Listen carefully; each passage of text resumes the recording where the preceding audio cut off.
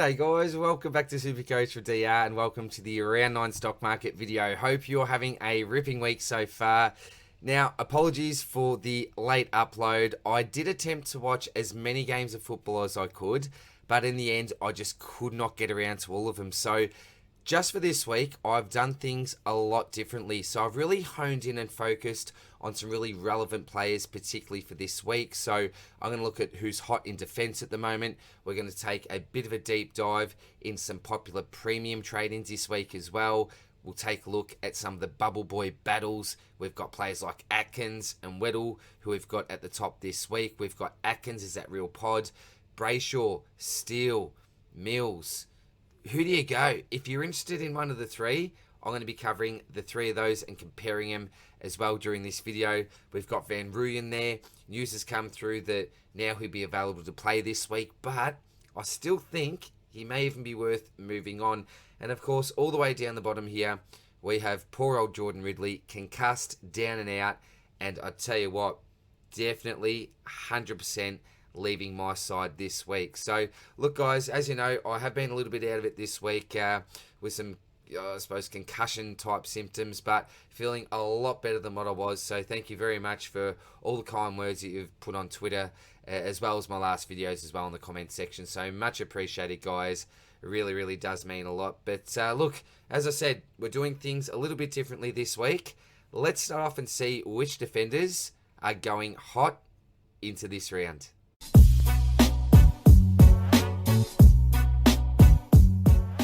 Alrighty, so the 5 defenders that you see here all have 3 round averages of 110 plus. They are the in-form defenders of the comp.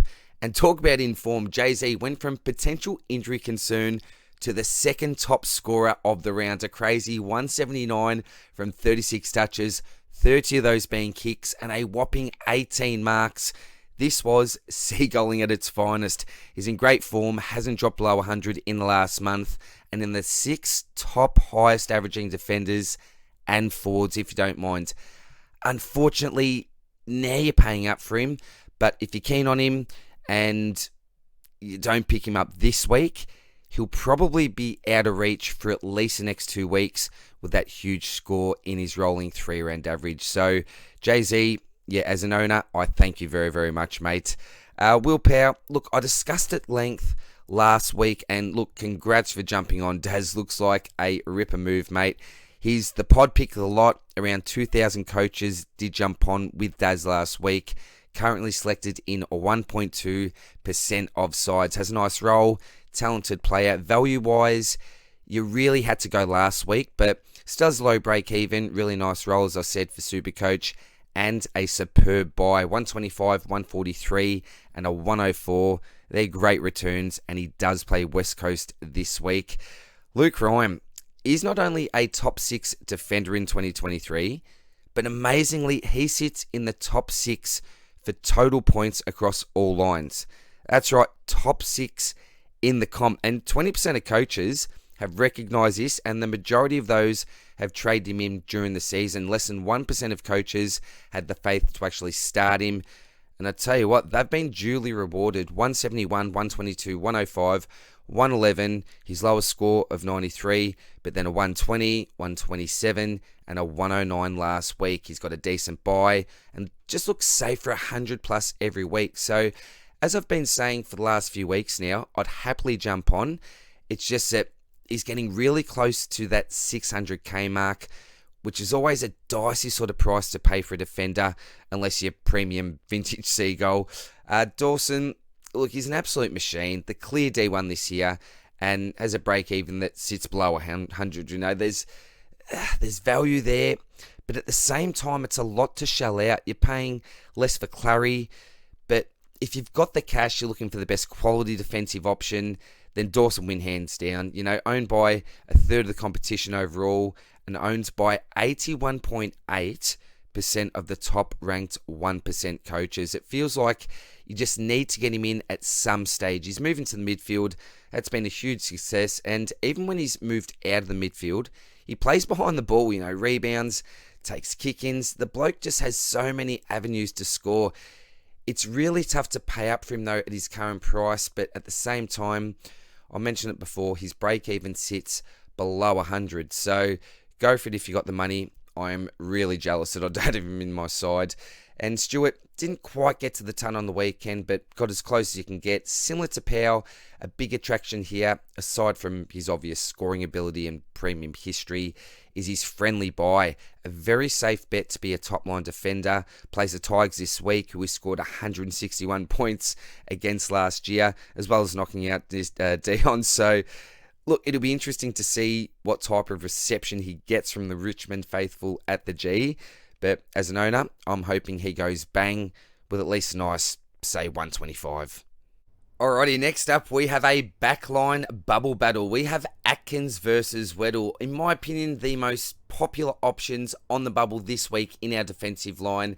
And lots of coaches are looking to trade at least one of these blokes in. I don't know how many people are looking to bring in both. So, as I said, it is a bit of a rookie battle and very team dependent as well. We'll start off with Weddle. He's a bloke that many of us had in our preseason sides after some positive training reports. Good form in early match sims, touted to possibly play on a wing, but he's played down back the last couple of weeks after breaking his way into the side to jump ahead of likes of Scrimshaw, Bramble for now. There seems to be a million defenders down there, doesn't it, Hawthorn? And it seems that at any stage, any of them could find themselves out of the side. It's interesting to note that both Weddle and Seamus have been named on field this week. And look, we take the team sheets with a grain of salt in regards to positions, but still it's a good sign. And that's with the inclusion of CJ. Big tick there. The danger is if Weddle has a down game, he could be back in the twos pretty quickly. Players like Scrimshaw can't get a game, will be breathing down his neck. But he was an early draft pick, and I'm sure they want to get games into him if they can. He won't make as much money as a plastic surgeon in Hollywood, but he's guaranteed to get a price rise this week, and you are saving $70,000 on Atkins. And in my opinion, he's more of your bench option than a field option. Job security I'd have as moderate and dependent on form. Atkins, I've certainly got a head for scoring potential, and he's a rookie that you'd feel pretty comfortable to have on field with his current role and average disposal count. It just doesn't seem like he's someone that would deliver a putrid type score. On the weekend, had 22 touches, but 19 of those with kicks, only the 2 contested though, but also had over 630 metres gained, so that's a really good sign for him. His job security seems okay with Weller and Long out as well, but yeah, who knows what happens when they come back? Does he lose his spot straight away? The Suns do have a few blokes to come back into that side. He's been named on the bench this week, so closer to the emergencies. But if he manages to grab his opportunity with both hands and force his way into the team, even short to medium term, then that'd be a huge win. And he could provide great cover during the buys. DPP status also allows for some flexibility. So those bonus points from kick-ins really helped raise his floor. Had 5 last week, played on from all of them, and also has a great matchup this week. The downside, obviously, is that he comes at an elevated price, and the big advantage to selecting Weddle is obviously the money saved. So they're very hard to split. In my personal situation, I'd feel much more comfortable having Atkins in my side, but the $70,000 I save will allow me to bring in, or should allow me to bring in, a premium midfielder that I want next week. And I'll discuss him when I reveal my midfield trade target. So look, the choice is yours. There are certainly arguments each way. I've hopefully provided a bit of info on both, so hopefully you make the right call. On to a question that many people are asking themselves this week. Is it Clary time? Is it finally time to pay up, pull the trigger, and just trade this great man in? This is a question where one answer doesn't fit all and is very team dependent, but the answer for me is absolutely. I'm finally going to welcome him into my side. The answers were obvious. He's a midfield must-have. I don't need to talk you through his scores, as both owners and non-owners are very well aware of his Supercoach return to date. If you are someone who is focused on value, that's me, then there does come a time where you also need to focus on quality, and Oliver is an uber elite.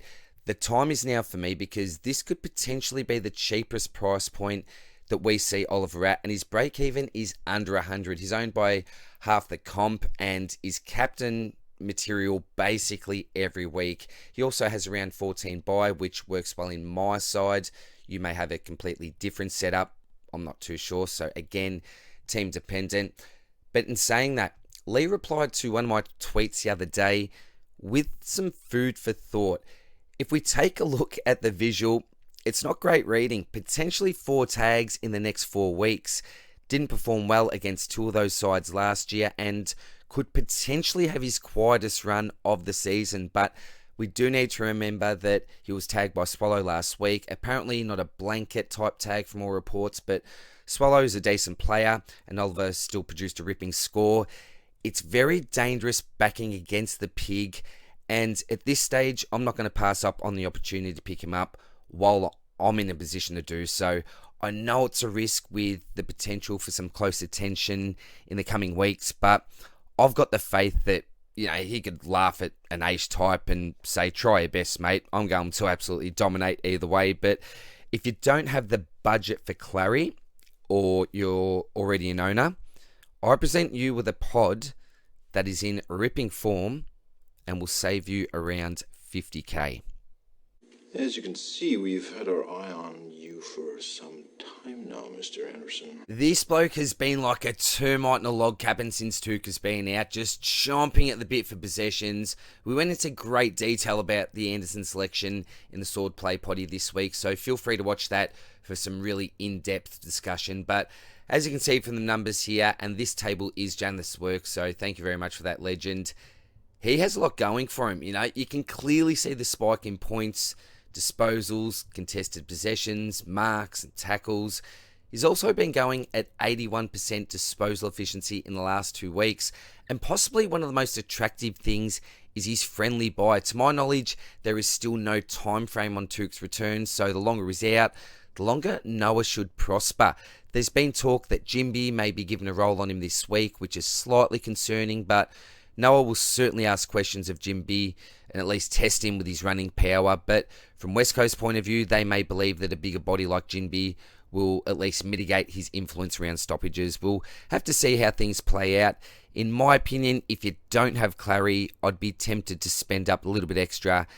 When we say a little bit extra, 50k, that is a bit, I understand that, but I would spend the extra and bring Clary in. There are still some risks associated with selecting Anderson, and it seems most likely that his output will decrease when Tuke returns. Look, Spills is bringing him in, chucking the VC on him on the Friday night against West Coast, so for anyone that's doing the same, I wish you all the very best of luck. And look, if you are an Oliver owner, I think Anderson is fine to bring in, but remember, he's not a foolproof pick. We haven't seen uber elite numbers from him in the past, so you are going on, obviously, current form with Tuke out, as well as, I won't say hope, but confidence in him really, really taking that next step on a consistent week-to-week basis. So if you're going for it, I'm all for it. Well done, but if you're passing on him, again, I can understand why. And we do have another few options here. I'm going to call these the three amigos. Let's have a look. Here we have the 522 540k trio. And I tell you what, I've had a lot of questions about all three. Now to start off, all have the round 12 bye. As you can see there, we've got Brayshaw at 531,300, Steele at 524,100, and very, very close behind him, Callum Mills coming in at 523,100. If we look at the break-evens there, 54, 75, and 116. Ownership-wise, 10%, 6, and 4. So, look, we'll start off with Brayshaw. He's up the top there with the lowest break-even. In an interview on 6PR, this was a week ago, he did reveal that he was battling through injury during the first 6 weeks of the season, but in his own words, he's now pain-free. Here's a quick snippet from that interview so you can hear it from the horse's mouth. And Andy, there's been suggestions that you've been carrying a bit of a knee injury, a bit of a knee niggle through some games this year, and you're down on your lofty standards from last year. How would you evaluate your performances so far this year, and what are some of your individual focuses moving forward? Yeah, not the start that I would have wanted personally. I've had a bit of a knee issue ongoing for a little bit, but I feel like that's come good over the last week. There's a lot of things. I want to be a real leader in the engine room and be leading by example. So my stoppage work needs to improve. Continue to work really hard defensively. So work rate also needs to improve, and just continue to try and be as damaging as I can be when I get the ball in my hands. There's a few things going on that we're really working to improve as a team, and I'm definitely in that boat in terms of my individual performances as well. What was the knee injury you were dealing with, and how difficult was it to play through? I've just had essentially my quad has been playing up a little bit, and the attachment is right over the knee. So I've just been having, soreness on the knee cap, it feels like, and we've been working heavily with physios and doctors to try and improve that and get my knee pain-free. And, on the weekend against Brisbane, it was pain-free. So, hopefully it stays that way and I can keep improving throughout the season. So that does give you some confidence with the pick and maybe an excuse for his poor form. On the weekend against the Hawks, he scored 149 points from 34 touches, which was a season high. 9 marks, season high. 2 goals, equal season high. And 8 tackles, his second highest count for the season. Keep in mind though, Nash focused more on Sarong, so he was able to roam around more freely. But remember, this bloke was the MVP last year. Some say that's the highest honour you can receive. And surely you'd think that he comes good. On the downside, Freo don't seem like a really competitive team in 2023. He does have a tough fixture in the next 3 weeks. And his ceiling scores tend to come against those weaker sides. Only the 300 plus scores and has 3 scores below 85. But with a break even of 54...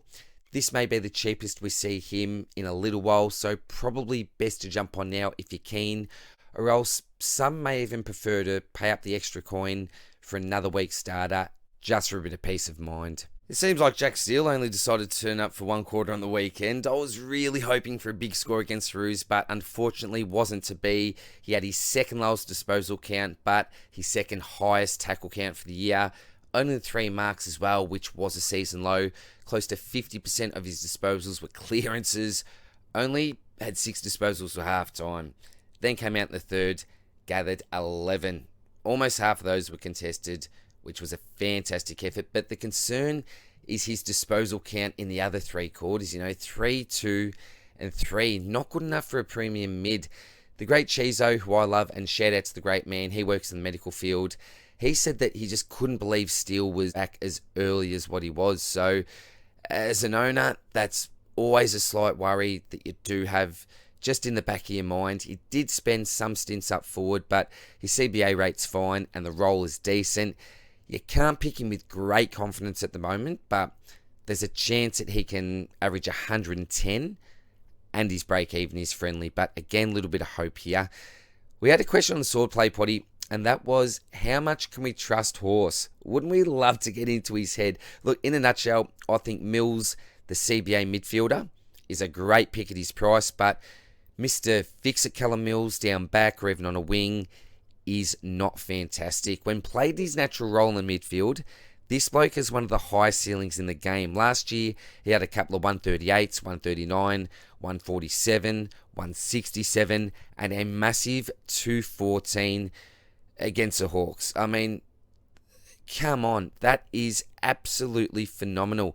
And this year, amazingly as well, his highest score is only a modest 123, which is very low for his standards. With a group of best 22 defenders currently on the sidelines, I think it's slightly risky to bring him in now. It's just carnage down there at the Swans, and I'd prefer to have him in my side when some of the Sydney backline cavalry return. We know that McCartan's out again this week. Gould's come in. That's how desperate they are. They are actually playing Will Gould. He's not the sub. He has actually been named this week. So for me, it's still a little bit scary. The break-even isn't huge, 116. I think you could certainly do it if here's your preference out of the 3. So look, all in all, positive to the picks as well as some red flags. Your likely purchasing your M8, even your M7 here. They all have premium scoring history. They've all underperformed so far, and they all share the same bite. It's extremely hard to split them. So whatever decision you make, I wish you all the very best of luck, because this choice could really be season defining. Now on to my number one trade target next week, Zach Merritt. This man is high on my hit list. He has a lovely fixture from here on out, playing the Lions this week. Last three against them have been 147, 117, and 130. Then he comes up against Richmond, who he scored 150 on last year. And then West Coast and North. And even better, he plays West Coast and North again in weeks 1 and 2 of our Supercoach final series. His CBA rate was back up last week, and with Parrish out, that could potentially rise again. Look, Berry said this week that they will probably back in their own structure. This is the Lions to start off with, but if Zerek gets off the chain, they'll possibly look to clamp down on him.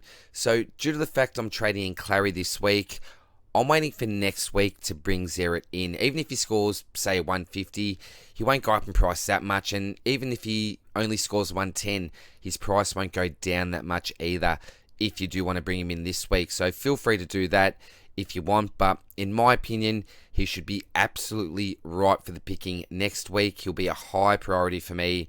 And I pretty much already have the plans and players to bring him in. And don't forget what he did at the end of last year. He went berserk. And I can't wait to own him for this mini dream run. I'll be on him like a vulture on roadkill next week. And a big shout out as well to my man AFL Doodles. Make sure that you give him a follow on Twitter. He's got the custom symbol there. It is Zach Ferret. Alrighty, time to change pace a little bit here. We've talked about some midfield premiums. We've talked about some defensive premiums on fire. We've even taken a look at the Bubble Boy battle. But one player I think we do need to quickly cover is Blake Drury. So a very popular trade-in target this week, but keep in mind that he's not on the bubble. He's only played the one game. You need to play a third game for your price to rise. And another reason why I really wanted to highlight him this week was the fact that I wanted to also give Janeth and his mate Ross a shout out. They have created a new page on Twitter called Third Man Up, and I just wanted to share one of their posts that they put up during the week. So it's all about Drury, obviously. It says here in quarter one, he took a couple of lovely marks on the wing, earned a free kick, and missed a set shot from a gettable position, albeit with first game nerves, it was not an easy shot. Disposal efficiency was 40% in quarter two. Had another 4 touches, this time going at 100%, looking very decent. So possibly some lost points there. Well, definitely some lost points there by not slotting that goal through. So we're thinking first half, yeah, not too bad. Quarter three, this is where the queries begin. He nearly spent 15 minutes off the ground after half time. Whether this was injury related or load management, not too sure. Ran out the fourth well, another 3 touches, albeit low disposal efficiency as the pressure in the game had lifted a fair bit to this point. So again, you can see the heat map there, but 33%, really one effective disposal there. And a bit of a summary. Overall, think Drury will be a very popular downgrade option in Supercoach over the next 2 weeks. A few options in Howe, Hall, Greenwood and Ford could come back in for North. However, I suspect there are a few above Drury on the chopping block. With a few improvements in his disposal efficiency, a less scrappy opposition, as well as kicking a goal or two, I feel Drury could average 60 to 65, which could be more than enough as bench cover. He's shown he can kick goals in the VFL and has a suitable role to score solidly. So a big shout out to Janeth and Ross. Again, my advice is to wait a week if you can. We've got 2 blokes that are guaranteed to play this week, as well as guaranteed to go up in price as well. They are getting their third game, and I think that it's also a good idea just to leave this bloke as an option for next week, because we can be pretty confident that he should be available as a downgrade option, but there's not a heap of other blokes that we can be confident with. So something else to keep in mind. But thank you very much again, legends.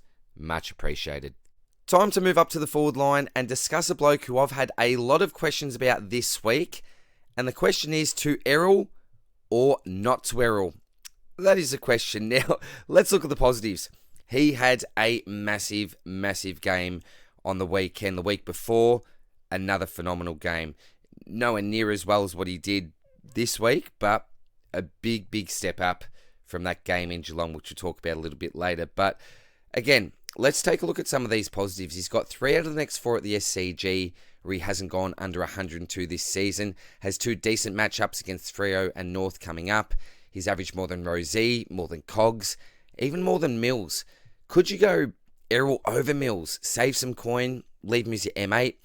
It's possibly not as crazy as it sounds. It may be a little bit crazy because we do want the big mids in there, but maybe not. His low score was that game, as I mentioned before, when Sydney got their pants pulled down at the Cattery, but I don't think we'll see another game like that. Now, there are some potential question marks certainly around this pick. The biggest surprise was that he wasn't in the CBAs, and that's been the pattern over the last 3 weeks. There's been a clear role change. CBA percentages have been 17-24, and none last week, as I mentioned. He was playing on a wing, but they used him so much. His kick-to-handball ratio was insane. But the thing is, okay, look, if you've only got the 4 forwards, I think he's a pretty easy trade in my opinion. I would do it without hesitation. But the big question is whether or not you can afford to bring him in as your 6th forward and risk having to pass on a Walsh or a Gawn type when the new round of DPP comes into effect. What's a chance that, say, your current 5 forwards stay fit and healthy for the rest of the year? Will you possibly need to trade one out at some stage? It's so hard to answer these questions. So, look, in isolation, yes, I think he's a fantastic pick. As I mentioned, we're not looking at players like Rosé or someone like a Cogs and saying, oh, geez, I'm really worried about these guys. We're happy that we've got him in, and I wouldn't anyway think about trading them out. Errol's actually averaging more than these blokes. So, look, for me, the choice is yours. If you want to wait for a Gawn, a Walsh, possibly a Petrarca type to be available, then you certainly can do that. But let's just say that, worst case scenario, none of these blokes actually get DPP. Gawn plays predominantly in the ruck. Grundy goes down. Walsh gets right back in the middle again. If that's the case, then you've probably really missed out. So I think he's good to bring in. Would I fill my 6th position, 2-3 weeks? Probably I would, because I think he represents some decent value. And we'll finish off this week's episode with a bit of a discussion on whether or not it is time to chop. So on the time to top slide, we'll quickly discuss which players are ready to go.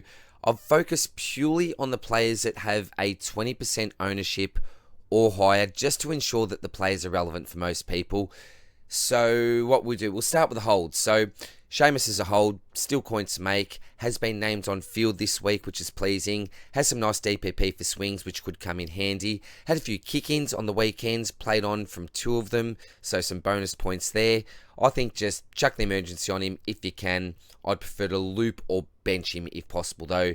Chandler, that's pretty self-explanatory. He's coming up against Hawthorn this week, which should be a nice matchup for him. His break-even is still low compared to his 3-round average, and he should be a very good on-field option this week. Loves playing at the G, and in his 4 games played at the home of football this year, he's scored a 93, 90, 85, and a 104. So 4 ticks and 4 reasons to hold for me.